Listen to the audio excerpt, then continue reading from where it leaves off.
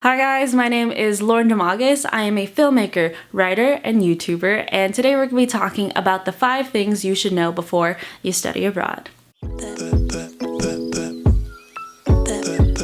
So if you don't know already, I started my study abroad in September 2016 and ended June 2017.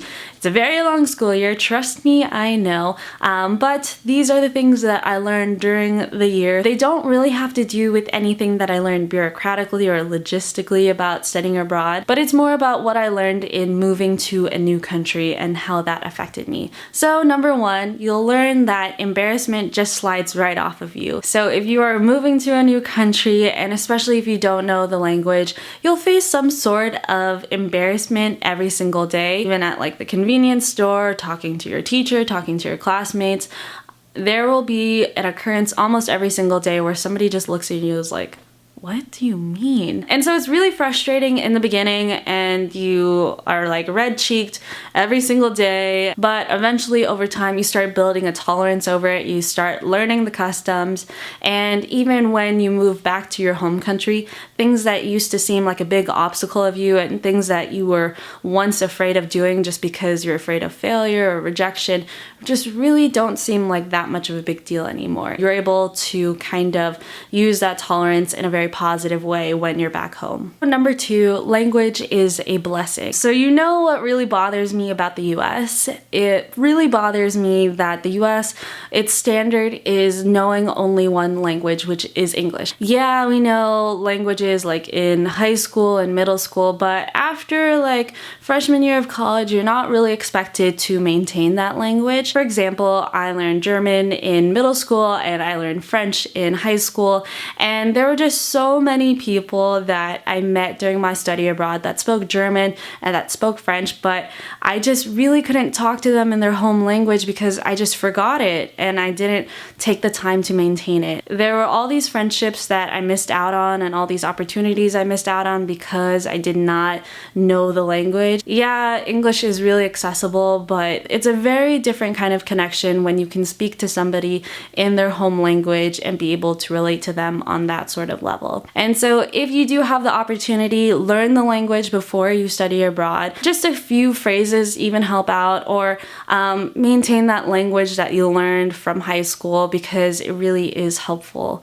And you can make a ton of more friends that way. So number 3, and this is something that's not really talked about during study abroad videos. You hear about like, oh my gosh, I found myself during study abroad and it was such a great challenge. Yeah, there is that, but there's also this flip side to it, which is number 3, mental health is a maintenance and it's not an end goal. So before my study abroad, I was generally a very content person, but I didn't realize that my happiness was due to a lot of external factors like my friends, my family, and just having that feeling of consistency in my life and knowing what's going to happen. When I did start my study abroad, I had a lot of those external factors kind of taken away from me just because I was apart from my family and just apart from the culture that I grew up with. There were days that I got sad without really knowing why. It wasn't until later that it was because I was neglecting parts of my life, like I wasn't talking to my friends and family back home. I wasn't sleeping right, I wasn't eating right, I wasn't exercising, I wasn't addressing my passions like filmmaking or writing. So I just want to say that when you are studying abroad, be very, very mindful of your mental health because it's extremely important.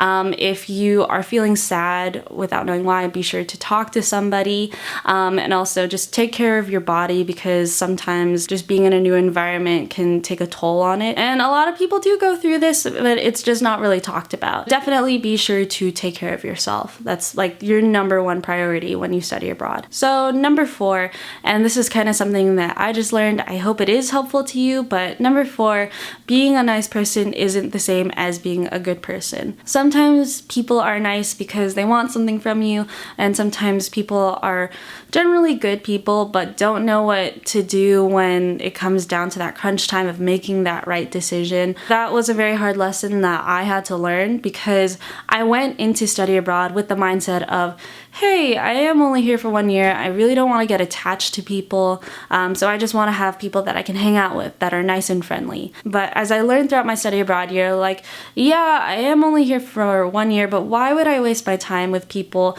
that are just nice but don't really have my back, instead of finding good people that I can depend on and I can make that very special connection with. When you are in your study abroad, even though you're only there for a short amount of time, like, make that time count. Make those really good connections with people that you're gonna have for the rest of your life. Don't just have the standard of having people that you can hang out with. You'll be very surprised with how special these people become to you later on in the year. So kind of going off of that, number 5, you'll find the very best people at the very last minute. I feel like this is something that everybody goes through when they study abroad, but you'll find these very awesome friendships towards like the last half of your semester, or even in the last few weeks. I remember when I was studying abroad, and I think it was maybe like a month before I was about to leave, or maybe even 2 weeks, that I was hanging out with these people that I've known this entire year, but this was like pretty much the first time that I really got to hang out with them, that I just turned to them like, oh my god, I love hanging out with you. You have such a positive energy, and I feel like I could talk to you about a whole bunch of stuff. It just makes me really sad that I didn't pursue those friendships in the beginning of the year. Don't be afraid to put yourself out there. If you find that one person that you're like, oh my gosh, they're really cool, I want to hang out with them, go up to that person and be like, hey, I think you're really cool, I would love to hang out with you. Most of the times they'll respond to that positively. So you can't depend on convenience to make a friendship. Go out of your way, pursue those friendships, because you'll really be surprised how strong those friendships are at the end of the year. I made friends with people that I'm like, oh my gosh, I would love to visit you in Japan, I would love to visit you in Europe. And so these friendships are really special, so build them, and really just take the time to enjoy them, because if you do, they could very well last a lifetime. And so those are the 5 things that I learned during my study abroad. I hope that you guys enjoyed that video. If you did, please give it a big thumbs up. And if you have any questions about study abroad or Taiwan in general, leave them in the comments below. I'd be more than happy to answer them. Check me out on my website and on my social media. The links are down below. As always, thank you guys so much for watching, and I'll see you next time. Bye!